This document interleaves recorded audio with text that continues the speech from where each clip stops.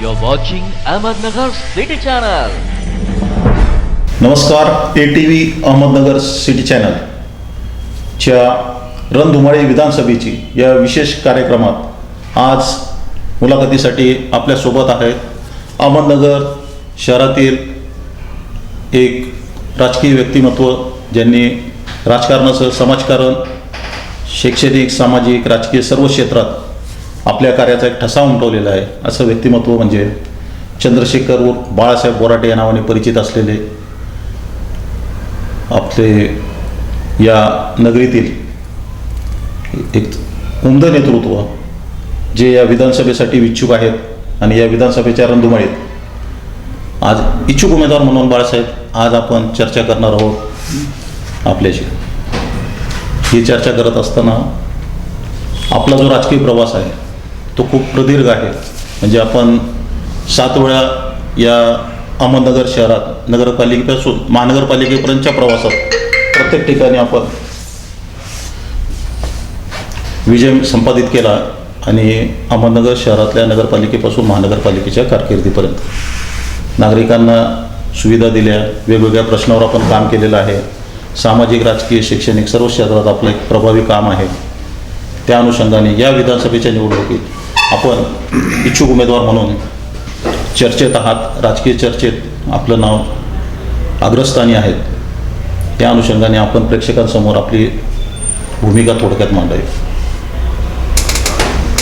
काय मी आता यावेळेस जे 91पासून नगरसेवक म्हणून काम करतोय आणि 7 टर्म झालेत की आता निवडणूक लढत आले. नगरपालिका लढलोय, महानगरपालिका लढलोय, उपनगराध्यक्षपद भोगले, सभापती राहिलो, विरोधी पक्षनेता राहिलो महानगरपालिकेचा. आणि काही राजकीय लोकांच्या स्वार्थापोटी मला महापौरपदाची उमेदवारी दिली होती उद्धव साहेबांनी. पण काही स्वार्थी लोकांच्या नगरच्या की त्यांच्यामुळं आज मी मागं पडलो. ते महापौरपद भेटलं नाही आणि महापौरपद हे नगरसेवकांमधून होतं. आणि आता निवडणूक जी विधानसभा ही जनतेतून आहे. आता जनतेत ह्यासाठी जायचं की बाबा आपण जे कामं केले ती जनतेपुढे जायचं आहे. नगरसेवक म्हणजे लिमिटेड एक महापौर म्हणजे लिमिटेड नगरसेवकांमधनं पद आहे आणि तिथं मोठा घोडे बाजार होतो. त्याच्यामुळं त्या गोष्टी टाळता आल्या नाही. मी कधी गोरगरिबांचा किंवा कुठल्या सर्वसामान्यांचा पैसा खाल्ला नाही. त्याच्यामुळं मला ती गोष्ट जमली नाही आणि त्याच्यामुळं माझा पराभव झाला तिथं. आता मी जनतेच्या दारात जाणार आहे आणि जे आम पब्लिक आहे, सर्वसामान्य माणूस आहे, तुटका फुटका माणूस आहे, त्यांच्या समोर मला जायचं आहे यावेळेस विधानसभेला. आपण विधानसभेला सामोरे जाताना अहमदनगर शहराची या विधानसभा मतदारसंघात असलेल्या नगरपालिकेतून ज्यावेळेस नगर शहर महानगरपालिकेत आलं त्यावेळेस नागरिकांची एक अपेक्षा होती की महानगरपालिका म्हणून एक स्वप्न दाखवण्यात आलं होतं. ज्यावेळेस ती कृती समिती स्थापन झाली होती, आपण या सगळ्या गोष्टीला साक्षीदार आहात की एक महानगरपालिका होईल. त्यानंतर आपणही इतर ज्या महानगरपालिका क्षेत्रामध्ये जशा सोयीसुविधा आहेत त्या पद्धतीने आपल्या अहमदनगर शहरात सोयीसुविधा उपलब्ध होतील, इंडस्ट्रियलायझेशन होईल, रोजगार उपलब्ध होईल आणि शहरात प्रगती होईल चांगल्या पद्धतीची. तर याकडे आपण कसं पाहता? म्हणजे आता महानगरपालिका होऊन सुद्धा जवळ मोठा कालावधी गेलेला आहे, 3 टर्म साधारण गेलेले आहेत. तर नगरपालिका आणि महानगरपालिका या सगळ्याचा आपल्याला चांगला अनुभव आहे आणि आपण पदांवर राहिलेला आहे. मग या शहराच्या विकासाच्या दृष्टिकोनातून सध्या परिस्थिती आणि आपण आमदार म्हणून निवडणूक लढवता लोकांसमोर काय अजेंडा आहे तुमचा किंवा काय विजन आहे? तुम्ही आता म्हणजे जनतेसमोर जाताना नाही, तुम्ही या नगरचे रहिवासी आहे.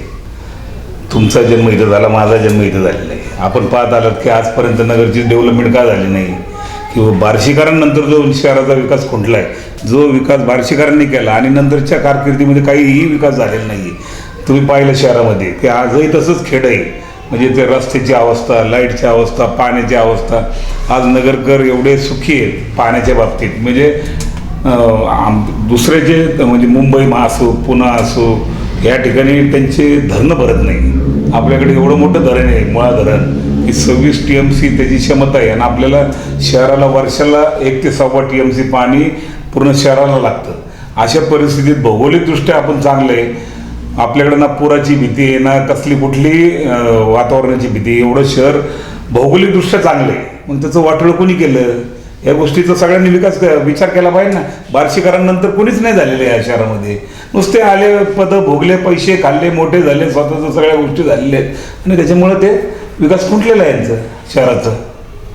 शहराचा विकास कुठला, परंतु आपण जाताना आता आपण जनतेला काय आश्वासित करणार आहोत किंवा आपलं विजन काय आहे? आपण आमदार झाल्यानंतर या शहरामध्ये नाही, मी जनतेला एवढंच सांगेल, मी काही कोथरूड किंवा काही करणार नाही. मी अहमदनगर आहे, अहमदनगरच चांगलं करेल. हेच माझं जनते अजेंडा राहणार आहे लोकांपुढं, की अहमदनगर शहर आहे हे चांगलं कसं करता येईल आणि अहमदनगरचा आदर्श लोक कसं घेतील याच्यावर आपलं विजन राहणार आहे. मी कोथरूड करील, मी शांघाय करेल, मी कुठं काय करेल, काही करणार नाही. मी खोटं नाही का सांगणार, मी अहमदनगरच करेल, पण चांगलं करेल. एवढं माझं 100% गॅरंटी माझी. म्हणजे मी इथून सांगतो, इथून नाही सांगत मी, इथून सांगणारे भरपूर आहेत, पण मी इथून सांगतो की अहमदनगर शहर हे चांगलं करेल. की त्या जेव्हा लोकांना, आज मुलांना जर तुम्ही पाहिलं तर इथं लहान मुलांना खेळायला नाही आहे, म्हणजे त्यांना जर फिरायला जायचं एक दिवस समजा शनिवार रविवार सुट्टी असली तर काही इथं गार्डन नाही किंवा कुठलीही सुविधा नाही. आणि किती दिवस चालणार आहे? एक थिएटर होतं, म्हणजे पूर्वी 5 थिएटर होते, आज 1-2च थिएटर राहिले. ते थिएटरचं समजा ठीक आहे, तो विषय आज मोबाईलवर एवढं हे झालं आहे, त्याच्यामुळे काही एवढी प्रगत झाल्यामुळे ते हे नाही. पण जे समजा एक वन डे हॉलिडे म्हणून काही जर करायचं असलं, एक सुट्टीचा दिवस पुढं साजरा करायचा, तर काय आहे नगर शहरात? एक चांदीचा महाल, तिथं एक पर्यटन म्हणून जर पाहिलं जातं. दुसरं काय आहे की शहरात कुठलं काही गार्डन मोठं आहे किंवा डेव्हलपमेंटचा काही एक माझा काहीच विषय नाही. माझा प्रश्नच तो होता की महानगरपालिका झाल्यानंतर जे नगरकरांना अपेक्षित होतं, एक चांगले उद्यानं या ठिकाणी होतील, चांगले क्रीडांगण होईल, चांगलं स्पोर्ट्स कॉम्प्लेक्स होईल, नाट्यगृह अनेक वर्षापासून आपलं जे निर्मिती त्याची चालू आहे ती आहे त्या स्थितीत आहे. म्हणजे या सगळ्या ज्या गोष्टी आहेत या शहराच्या सर्वांगीण विकासाच्या दृष्टिकोनातून महानगरपालिकेकडून या सगळ्या गोष्टी होणं आवश्यक होतं. अनेक उद्यानं होते, आज एक उद्यान असं नाही की ज्या ठिकाणी आपण आपल्या जसं तुम्ही सांगितलं की मुलाबाळांना घेऊन जाऊ शकतो, त्या ठिकाणी काही करू शकतो. तर या सगळ्या गोष्टींमध्ये आपण कसं पाहता याकडे किंवा काय? मुळात असं आहे की वाड्या पार्कचं जे मैदान होतं ते एवढं चांगलं होतं. आणि त्यावेळेस 1905 साली जे मॅकलिन म्हणून जिल्हाधिकारी होते, इंग्लिश ब्रिटिश अधिकारी, मी पुस्तक वाचलेलं आहे, महानगरपालिकेचं एक पुस्तक आहे, सतत संवत्सरी ग्रंथ म्हणून आहे. आणि त्याच्यामध्ये उल्लेख आहे की जे मॅकलिन म्हणून जिल्हाधिकारी होते त्यांनी ही जागा वाड्या पार्क 11,000 रुपयाला विकत घेतलेली. नारायण कोके पाटील हे होते पूर्वीचे पाटील, त्यांच्याकडनं ही जागा विकत घेतलेली आणि मल्टीपर्पज गेमसाठी घेतलेली. आज त्या ठिकाणी पाहिलं आपण तर पूर्ण त्या वाड्या पार्काचं वाटोळं करून ठेवलेलं आहे. कुणी केलं हे? आणि त्यावेळेस ज्यावेळेस स्टेडियमचं काम झालं, कपिल देव या शहरामध्ये आले होते, जे भारताचे पहिलं वर्ल्ड कप जिंकलं आणि ते कर्णधार असताना त्याच्यानंतर नगर शहराला त्यांनी काही दिवसांनी भेट दिली होती. आणि त्यांना मी भेटलो होतो उपनगराध्यक्ष असताना. तर त्यांनी सुचवलं होतं की या ठिकाणी मी लाईट जे आहेत हाईड लाईट्स, जे मोठ्या लाईट्स ज्याच्यामुळं तुमच्याकडं वन डे मॅचेस भरतील आणि रणजी ट्रॉफी भरेल. टेस्ट मॅच वगैरेचं नाही सांगितलं त्यांनी, वन डे आणि रणजी भरतील अशा पद्धतीने मी ग्राउंडची निर्मिती तुम्हाला करून देतो. त्यावेळेस कोणी असेल अधिकारी आमदार खासदार कोणी लक्ष दिलेलं नाही. त्याच्यामुळे जो विषय मागं पडला. आजही आपल्याला मुलांना खेळायला जागा नाही आहे, खड्यात पळतात आणि त्यांचे पाय फुटतात. कसं जाते म्हणजे ग्राउंड आता नवीन घोषणा ऐकतो आपण की हे आलंय ते आलंय सगळं चाललंय, पण ग्राउंड जसंच तसं आहे. आणि त्या म्हणजे जे दुरुस्ती होती त्या इंग्रजी अधिकाऱ्यांना की इथं मल्टीपर्पज गेमसाठी हे गोष्टी तिथं व्हायला पाहिजे. वेगवेगळे गेम, क्रिकेट असू, कबड्डी असू, ॲथलीट असू, त्या गेमसाठी त्यांनी घेतलं होतं ते ग्राउंड. आणि त्या लोकवर्गणीतून घेतलेले त्यावेळेसच्या ज्या लोकांनी मदत केली की म्हणजे बाळासाहेब देशपांडे असतील, आसाराम हरिसिंग होते आणि नगर शहरातले जे दानशूर व्यक्ती होते, त्यावेळेस त्यांनी 10 रुपये, 20 रुपये, 50 रुपये, 100 रुपये असे गोळा करून 11,000 रुपयाला ती जागा नारायण कोके पाटलांकडनं विकत घेतलेली 22 एकर जागा. आणि त्या जागेत हे कॉम्प्लेक्स उभं केलेले. हे काही कोणाची मक्तेदारी नाही आहे की इथं आमचंच आहे किंवा वाड्यांचा त्याच्यामध्ये 5,000 रुपये त्यावेळेस त्यांनी नेस वाड्यांनी दिले होते. सगळ्यात मोठं शेअर त्यांचा होता. आणि पण त्यांनी कुठेही आत टाकली नव्हती की माझं नाव द्या म्हणून. त्याचं मी त्या पुस्तकात वाचन केलेले. नेस वाड्यांनी ज्यावेळेस 5,000 रुपये दिले की अशी आत टाकली नव्हती की माझं नाव द्या वाड्यांचं म्हणून. त्याच्यामुळे आम्ही छत्रपती शिवाजी महाराज क्रीडा संकुल नाव द्या हा ठराव पण झालेला आहे. तर ते नाव नाही देता आलं तर बाकीची डेव्हलपमेंट फार लांब आहे याची. आता या सगळ्याच्या आपल्या शहरातल्या सर्वांगीण सुविधा, जसं नाट्यगृहाचा एक विषय आहे. आता नाट्यगृह त्या भागात खूप आहे. कुठल्या भागात? ते जे सावेडीच्या प्रोफेसर कॉलेज, आम्हाला तर नाही दिसलं होते कुठं होते तर ते अनेक प्रश्न पत्रकारांना दिसलं असलं तर माहित नाही, पण मला तर दिसलं नाही कुठं. म्हणजे ते खाल्लं का कोणी का गिळलंय का काही कळलेलं नाही. आज आपल्याकडे जे रसिक आहेत किंवा नाट्यप्रेमी आहेत, कलावंत आहे, या सगळ्यांचा तो गरजेचा विषय. आणि या ज्या गोष्टी आहेत म्हणजे कला असेल, क्रीडा असेल, शिक्षण असेल, आरोग्य असेल, या सगळ्या गोष्टीमध्ये महानगरपालिकेने जसं त्यामध्ये योगदान द्यायला पाहिजे होतं किंवा ज्या पद्धतीने महानगरपालिका झाल्यानंतर त्याचं उत्तरोत्तर प्रगती व्हायला पाहिजे होती, तशी काही झालेली दिसत नाही. त्याचबरोबर आपण एका शैक्षणिक संस्थेवर आहात, एक शैक्षणिक संस्था आपण चालवता. आता आपण एवढ्या प्रदीर्घ कालावधीमध्ये नगरपालिकेपासून महानगरपालिकेपर्यंत कार्यरत आहात. आपण जर पाहिलं तर मागं शिक्षण मंडळाचं एक बजेट असायचं, मनपा शिक्षण मंडळाचं. मनपा शिक्षण मंडळाच्या या शहरात अनेक शाळा होत्या, अनेक या भागातले नागरिक ज्या कुठच्या पदावर आहेत त्यांनी सुद्धा महानगरपालिकेच्या शाळेतनं शिक्षण घेऊन ते मोठमोठ्या पदावर गेले. त्यांना जे काही शक्य होतं ते त्यांनी अचीव केलं, म्हणजे त्या ध्येयापर्यंत ते पोहोचले. असा चांगला शैक्षणिक दर्जा असलेले इथली नगरपालिकेच्या शाळा होत्या. त्या शाळांच्या आता नुसत्या इमारती दिसतात फारसे, परंतु तिथं शिक्षक दिसत नाही. नगरपालिका शिक्षण मंडळ अस्तित्वात आहे का नाही हे दिसत नाही. शिक्षण जे अति मागास विद्यार्थी जे आहेत किंवा ज्यांची आर्थिकदृष्ट्या क्षमता नाही, अशा लोकांसाठी ते शिक्षण मिळणं गरजेचं होतं. त्याच्यापासून आज विद्यार्थी वंचित आहेत. तर हा सुद्धा एक शहरातला गंभीर विषय. याकडे आपण कसं पाहतो साहेब? कोणता तुम्ही हा प्रश्न विचारला शिक्षणाच्या दृष्टीने, कोणता सुशिक्षित किंवा चांगला उच्च शिक्षित असा कोणता पुढारी लाभला शहराला सांगा तुम्ही? बार्शीकरांनंतर सगळे अंगठा भादरच होते आणि त्यांना कामच करता आलेलं नाही. तिथं काम जे होते त्या गोष्टीवर त्यांना कामच करता आलेलं नाही. तिथं त्या एवढा मोठा विषय आहे की तिथं शिक्षणाच्या बाबतीत आहे ना, ती शाळा बंद पडल्या सगळ्या. आज पूर्ण महानगरपालिकेचे जर केंद्रात पाहिलं शाळा तर 30 ते 40 विद्यार्थी आहेत पूर्ण जेवढ्या शाळा आहेत सगळ्या. म्हणजे उर्दू असो, मराठी असो किंवा इंग्लिश शाळा तर नाहीच आहे, उर्दू आणि मराठी शाळा आहेत महानगरपालिकेच्या शिक्षण मंडळातर्फे चालणार आहे. जास्तीत जास्त 40 ते 50 विद्यार्थी आहेत. तुम्ही बघा काही शाळेत म्हणजे 3 आणि 4 विद्यार्थ्यांसाठी 2-2 शिक्षक उभा आहेत तिथं. याला जबाबदार कोण आहे? प्रशासन आहे, शिक्षक आहे का नगरसेवक आहे का कोणी अजून कोणी? याचा अभ्यास केला पाहिजे ना, आयुक्तांनी केला पाहिजे. त्या लायकीचा आयुक्त आले नाही आजपर्यंत की व तेवढं काम करायला पाहिजे नाही शहरासाठी. आपण आयुक्त म्हणून आलेलो आहे, काम केलं पाहिजे तिथं चांगलं, विद्यार्थी संख्या वाढली पाहिजे किंवा मुख्याध्यापक जे शाळेचा असेल त्याने तोच मुख्याध्यापक, तोच शिक्षक, तोच क्लार्क आणि तो शिपाई, अशी परिस्थिती त्या शाळेमध्ये. आणि त्या शाळेच्या बिल्डिंग पूर्ण ओस पडलेलं आहे.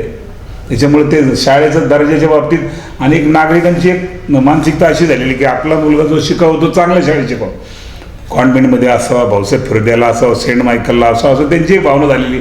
आणि लोकांकडे तर या दरम्यानच्या काळात मुबलक पैसा झाल्यामुळे त्यांच्या अपेक्षा वाढलेल्या आहेत आणि त्याच्यामुळे महानगरपालिकेचा स्टँडर्ड खालावत गेला आणि तो खालावलाच गेलेला आहे पूर्ण.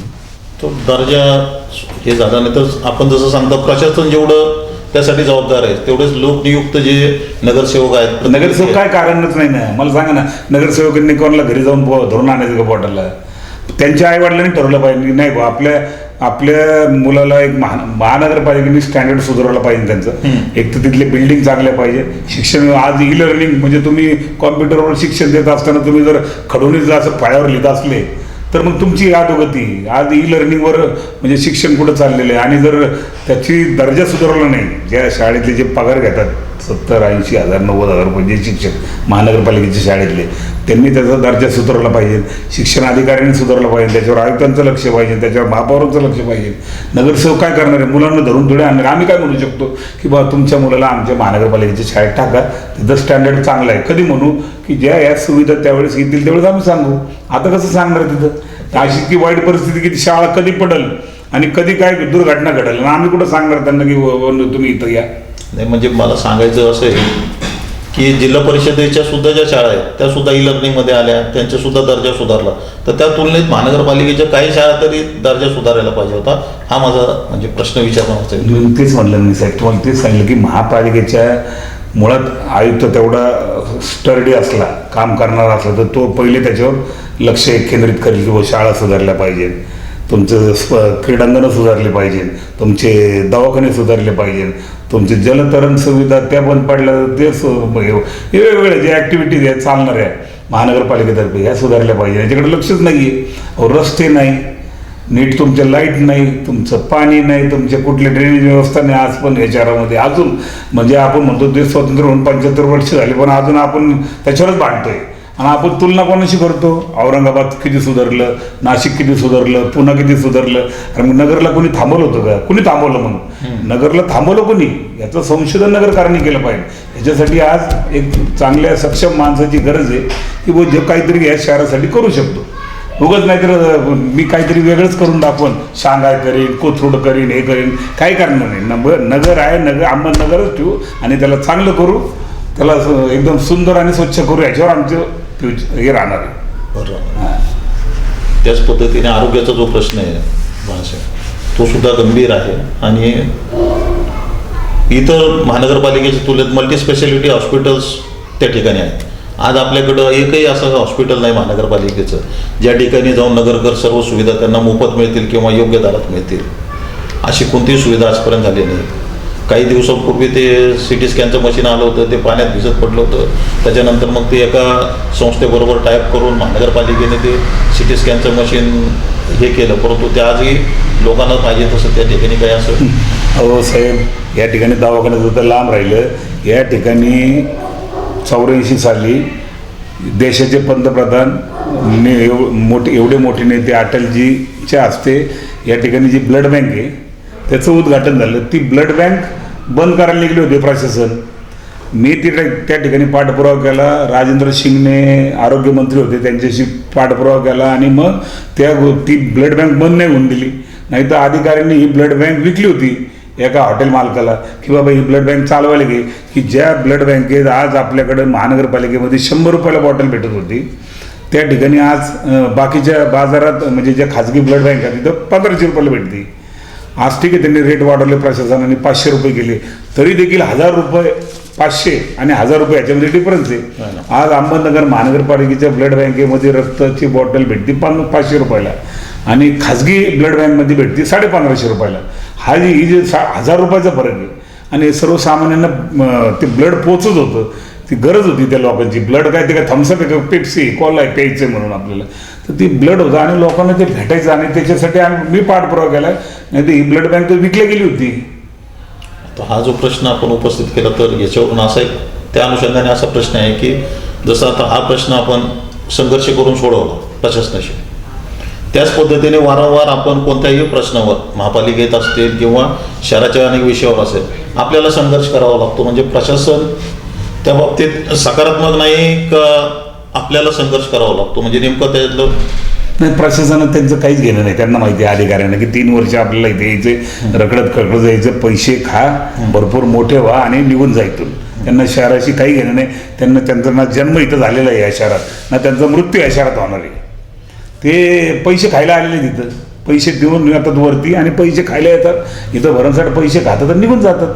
त्यांना शहराशी काही घेणं नाही. त्यांना आपले राजकीय लोक त्यांना मदत करणार आहेत, त्याचा सहभाग आहे त्याच्यामुळे ह्या गोष्टी चाललेल्या आहेत आणि या अविरतपणे चालणार आहे. याला कुठं आपण कसं त्याच्यावर काय उपाययोजना करू शकतो? परिवर्तन व्हायला पाहिजे नाही शहरात सगळ्याच गोष्टीचं परिवर्तन, सगळ्याच गोष्टी. मी म्हणतो ना, मी चांगलं आहे असं म्हणणार नाही, पण चांगले लोक बी यायला पाहिजे, त्याच्यामध्ये सहभाग असला पाहिजे. नुसतेच शिष्ट लोक काहीतरी बोलायचं आणि कृतीमध्ये शून्य अशी काही गरज नाही आहे. तर तिथे प्रॅक्टिकल काम करावं लागणार आहे.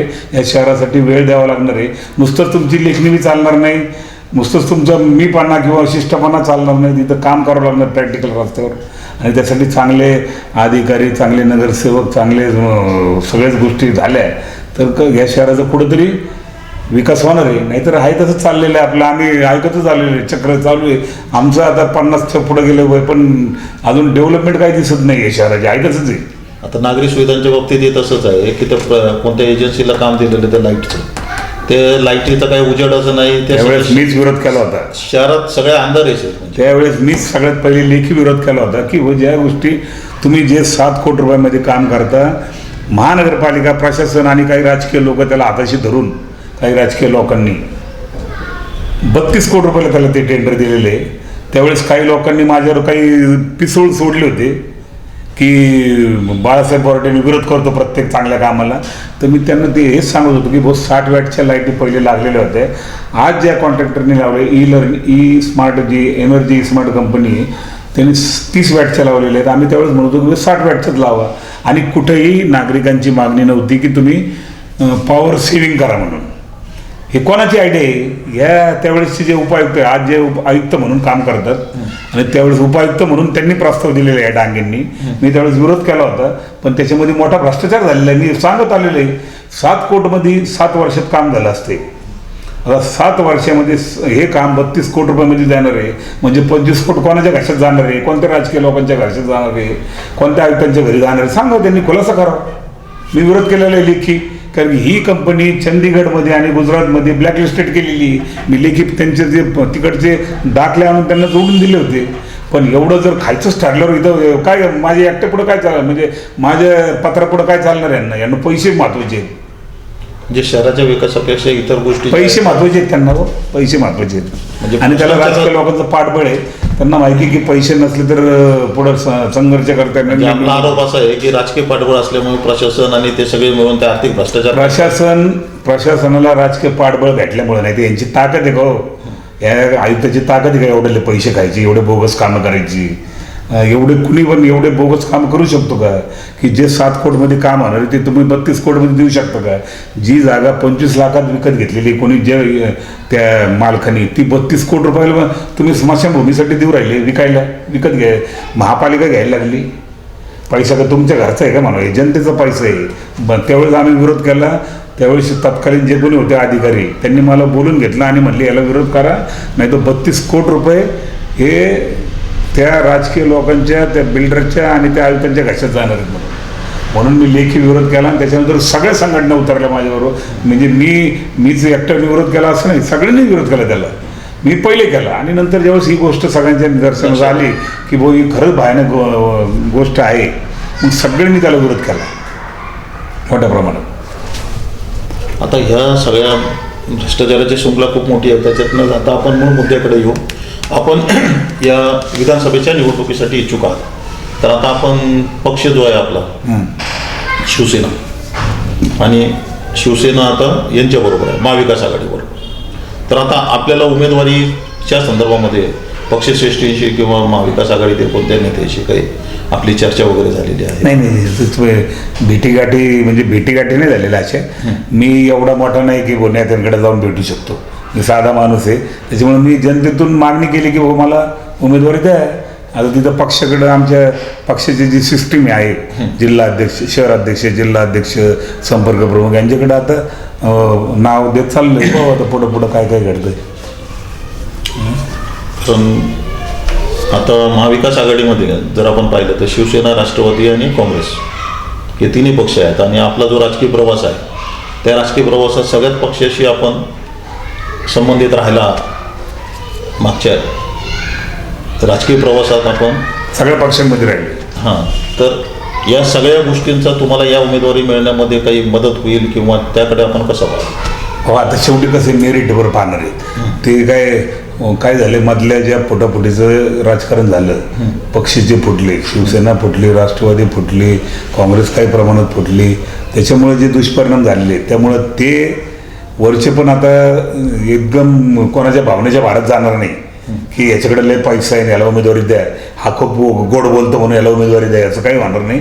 ते मेरिटवर पाहणार आहेत, त्याचं सर्वे घेणार आहेत, तुमचे पोलीसचे रिपोर्ट घेणार, तुमच्या एजन्सीचे रिपोर्ट घेणार आणि त्याच्यातून ते ठरवणार आहे. आलं आमचं नाव सर्वेमध्ये तर आम्हाला उमेदवारी भेटू शकते. अजूनपेक्षा माझ्यापेक्षा कोणी चांगलं काम करणारं असलं तर त्याचं नाव आलं तर त्याला उमेदवारी भेटेल. नाही, पक्षांचे सर्वे चालू आहेत ते तुमचा मुद्दा एकदम रास्त आहे. पक्ष आपापल्या पद्धतीने सर्वे करतायत आणि त्यांच्या सर्वेनुसार मग ते उमेदवारी देतील, त्याबद्दल काही दुमत नाही. परंतु कोणताही राजकीय पक्ष असला तर तो राजकीय पक्ष निवडणुकीचे उमेदवार देताना सध्या जसं ते आपण त्याला म्हणतो एक चांगला शब्द आहे की निवडून येण्याचे निकष म्हणजे इलेक्टिव्ह मेरिट, ज्याच्याकडं 3 नियम आहेत म्हणजे मॅन, मनी, मसल या सगळ्या गोष्टी असणाऱ्या उमेदवाराला कोणताही राजकीय पक्ष प्राधान्य देता अशी राजकीय वर्तुळातून चर्चा आहे किंवा राजकीय विश्लेषकांचं मत असं आहे की या सगळ्या गोष्टी पाहूनच उमेदवार राजकीय पक्ष देतात. तर याकडं आपण कसं पाहतो? मी जे लढवणार आहे ते जनतेच्या जीवावर लढवणार आहे. हे नगरचे लोक सुज्ञ आहेत, त्यांनी लोकसभेला दाखवून दिलं. काही लोकांची समज आहे की पैशाने आपण सगळं जिंकू, नगर जिल्हा जिंकू, नगर शहर जिंकू, असं काही आहे. ते लोकांनी लोकसभेला दाखवून दिलेलं आहे. निलेश लंकेंसारख्या साधारण माणसाला लोकसभेत पाठवलेले त्यांनी, जोग नाही आहे. त्याच्यामुळं एवढं काही कोणी म्हणजे काही उडायची गरज नाही किंवा भ्रमत राहील. जनता ठरवणार आहे, जनता ठरवणार आहे की नेमकं काय करायचं, चांगला उमेदवार कोण आहे, या शहराचं बदल कोण करू शकतो, या शहरामध्ये काही चांगले विकासाची कामं कोण करू शकतो. हे समोर आल्यावर इतके दिवस ठीक आहे, आम्ही स्पर्धेत नसायचो किंवा आमच्या काही आमचे वरिष्ठ नेते अस्तित्वात असल्यामुळे किंवा काही गोष्टी असल्यामुळे आम्ही आलो नाही. आता लोकांपुढं पर्याय आलेले आहेत आणि ॲडव्हान्स झालेली टेक्नॉलॉजी. मग लहान लहान मुलांना कळायला लागलेले, मोबाईलवर व्हॉट्सअपवर सगळ्या गोष्टीवर कळायला लागले की बोया काहीतरी चांगलं कोण करू शकतं. तर याच्यामुळं पाहू आता पुढं काय काय काय घडतं. आम्ही मागणी केली, पक्षांना जर श्रेष्ठींना वाटलं आम्ही रिलायबल आहेत, उमेदवार चांगले निवडून येऊ शकतात, तर देतील उमेदवारी. आता आपण महाविकास आघाडीत आहात म्हणजे शिवसेना, तर मग आता ही जी जागा आहे इथली अहमदनगरची, ती शिवसेनेकडं राहील का राष्ट्रवादीकडं राहील, या काहीच बाबतीत सांगता काय येत नाही, तुमचं? काहीच सांगता येत नाही. आज तरी त्यांची वाटाघाटी चालू आहे या वरिष्ठ पातळीवर. त्याच्यातलं एक पाहिजे आपल्याला म्हणजे हे नाही आहे की माहिती नाही की काय घडू शकतो उद्या काँग्रेसला ती, कारण एवढ्या पार्ट्यांची आघाडी, त्याच्यात आम आदमी पार्टी, काँग्रेस आहे, राष्ट्रवादी, सेना आहे, सगळेच आहे. ते कोणत्या पक्षाला जाईल ते वरिष्ठ ठरवतील, त्यावेळेस पाहू काय काय काय घडतं आता. आणि जे काही होईल ते मेरिटवरच होणार आहे. यावेळेस ते पहिल्यासारखं होणार नाही किंवा कोणीतरी आला उमेदवारांनी त्याच्याकडं पैसेच भरपूर आहेत, त्याच्याकडं मसल पॉवर आहे किंवा काही गोष्टी आहेत, या गोष्टीवर होणार नाही. तर यावेळेस मेरिटवर घेतील आणि एकदा म्हणजे साधारण फटका बसलेला नाही सगळ्याच पक्षांना. राष्ट्रवादीला बसलाय, सेनेला बसलाय, त्यामुळे ते ज्याचं इलेक्टिव्ह मेरिट आहे त्याला निवडून देतील. यावेळेस त्याला तिकीट देतील. नाही, हे तिकीट देत असताना उद्या आपल्याला उमेदवारी मिळाल्यानंतर सध्या राजकीय परिस्थितीमध्ये या सगळ्या गोष्टीला आपल्याला सामोरं जावं लागेल. ज्या ज्या निवडणुकीच्या पार्श्वभूमीवर ज्या ज्या घडामोडी घडतात किंवा ज्या गोष्टी होतात त्याला सुद्धा आपल्याला सामोरं जावं लागेल. याची सुद्धा तयारी आपण केलेली आहे. कोणत्या गोष्टीला? म्हणजे निवडणूक प्रक्रियेमध्ये आपण ज्यावेळेस जातो, त्याला काय महापालिका 7 वेळा लढलो, ही महापालिकेचीच मोठी आवृत्ती. महापालिकेचे जे इलेक्शन लढले आम्ही पॅनल पद्धतीने, त्याची मोठी आवृत्ती विधानसभा, असं काही नाही. आणि काम करणाऱ्याला कुठेही काही प्रॉब्लेम येत नाही. जनता ठरवणार, मी म्हटलं नाही मी की जनता ठरवणार आहे, जनता एवढी सुद्धा नाही, पण ठीक आहे, त्याने आजपर्यंत काही अपडाऊन होत असतात आणि त्याच्यामध्ये काही गोष्टी घडतात. पण आता ते तसं काही होणार नाही. यावेळेस लोक काय झाले, भरपूर म्हणजे पळले गेलेले, त्याच्यामुळे लोक ठरवतील ना काय करायचं. लोकसभेच्या निवडणुकीच्या परिणामाच्या अनुषंगाने आपण जे मत व्यक्त करताय म्हणजे असंच विधानसभेत होईल असं तुम्हाला वाटतं? म्हणजे वारंवार आपण जो संदर्भ देत आहे जनता ठरवणार आहे. तेच ना, म्हणजे त्यांना जर वाटलं की शहराची डेव्हलपमेंट व्हायला पाहिजे किंवा शहराच्या काही गोष्टी चांगलं व्हायला पाहिजे शहरामध्ये, तर ते निश्चितच बदल करतील. शेवटी जनतेचं तुम्ही किंवा मी हात धरू शकत नाही. मी किती काही म्हणलं तरी शेवटी जनता ठरवणार नाही. यावेळी जनतेने, आणि काही कालावधीपूर्वी ठीक आहे वेगळ्या गोष्टी होत्या, आता या व्हॉट्सअप फेसबुकमुळे एवढं ॲडव्हान्स झालेलं की लोकांना 0 मिनिटात गोष्टी कळतात कुठं काय झालेलं आहे. त्याच्यामुळं भरपूर परिणाम होईल आणि जनता ठरवलं काय करायचं, ते उमेदवार बदलायचा का अजून काय करायचं ठरवलं ना, वेळ ठरवलं, ते जनता ठरवलं.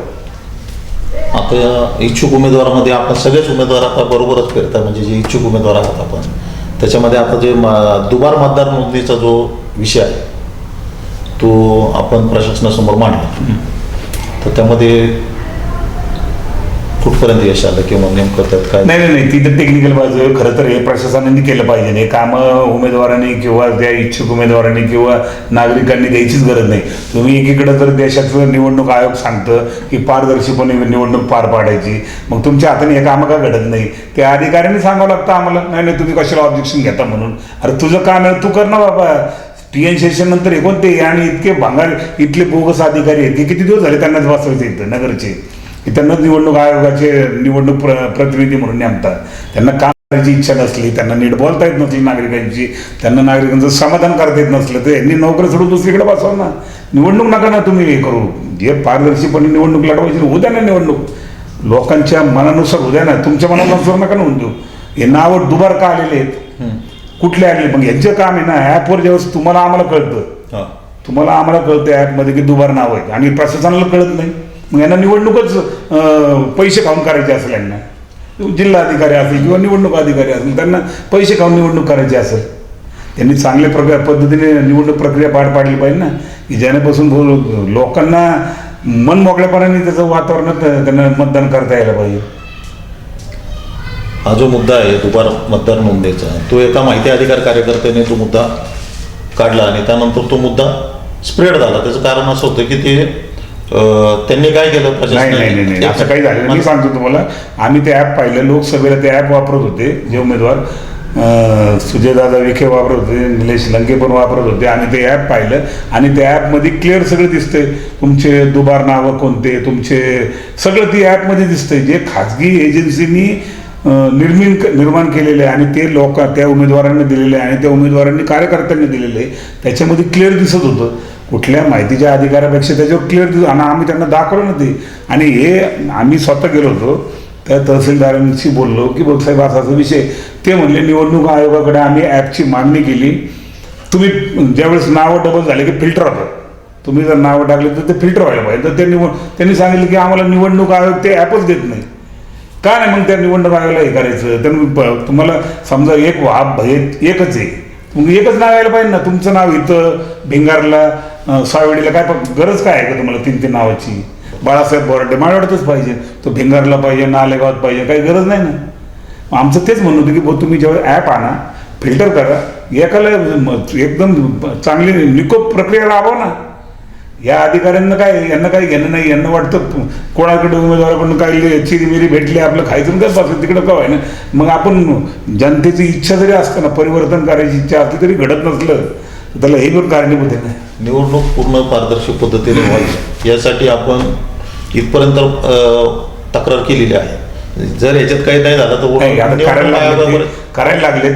पण त्याच्यात काय झालं, काही माझ्याकडे मुस्लिम बांधवांनी, माझ्या मित्रपरिवाराने सांगितलं की त्याच्यामध्ये समजा वहाबभाई नावाचे 3 व्यक्ती आहेत, पण हे वेगवेगळे आहेत समजा, आणि हे वहाब शेख नावाचा 3 ठिकाणी हे होऊ शकतो, म्हणजे मुस्लिम समाजामध्ये नावं असू शकतात.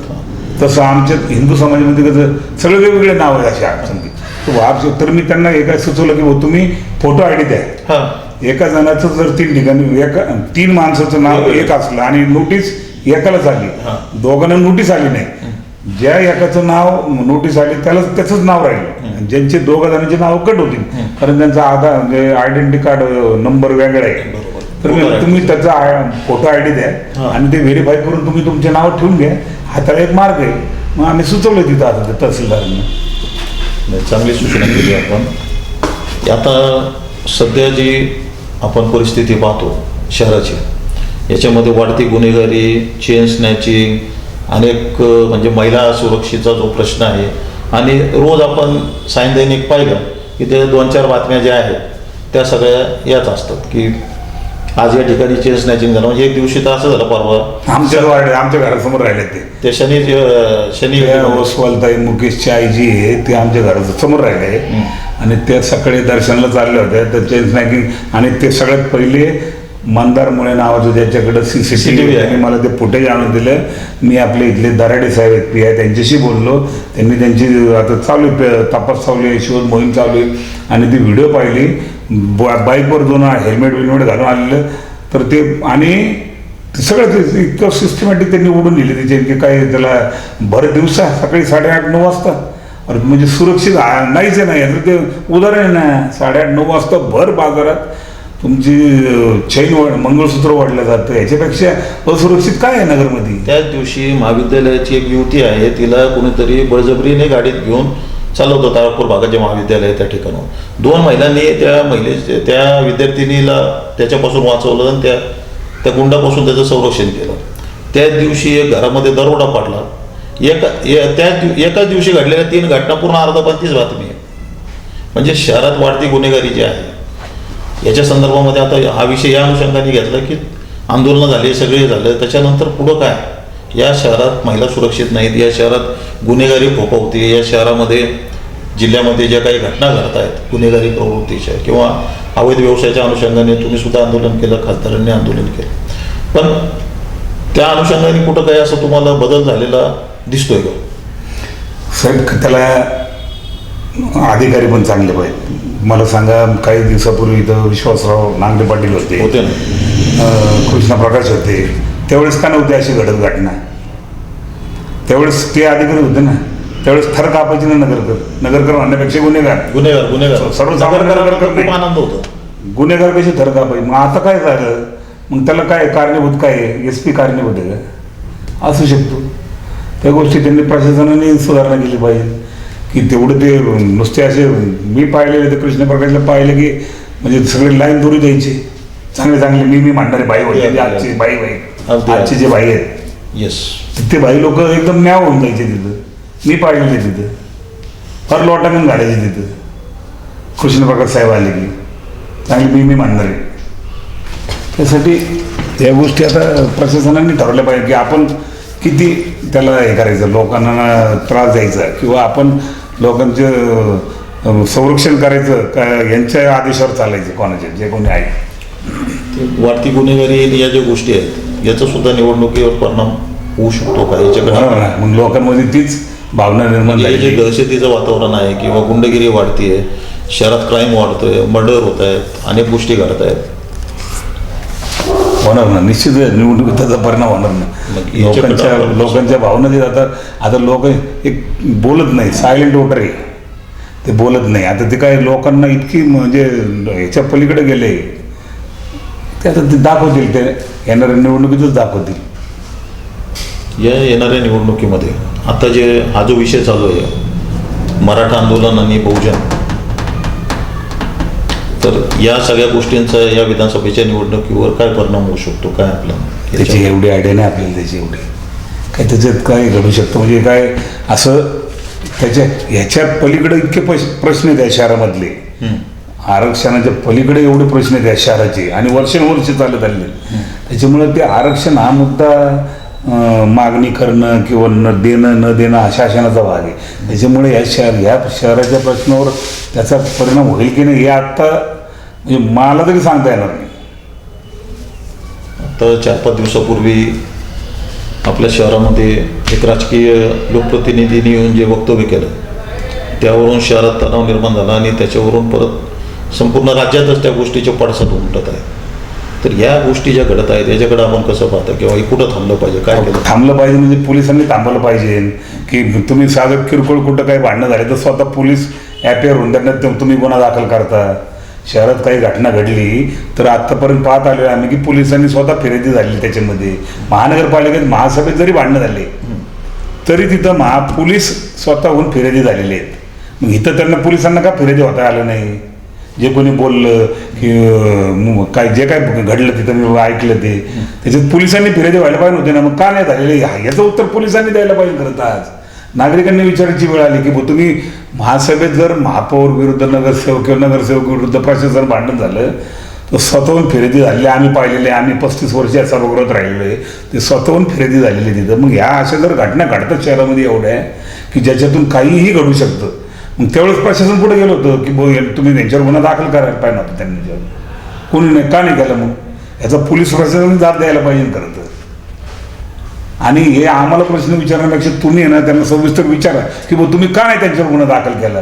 जो कोणी एखादा समजा या समाजात दूषित वातावरण करत असेल जो कोणी असेल त्याच्याबद्दल तुम्ही जर का नाही केलं, त्याच्यावर गुन्हा का नाही दाखल करत. आणि त्यांना अधिकार आहे तेवढे की काही घटना जर करत असल्या तर येते तर लगेच गुन्हा दाखल केला पाहिजे त्यांनी.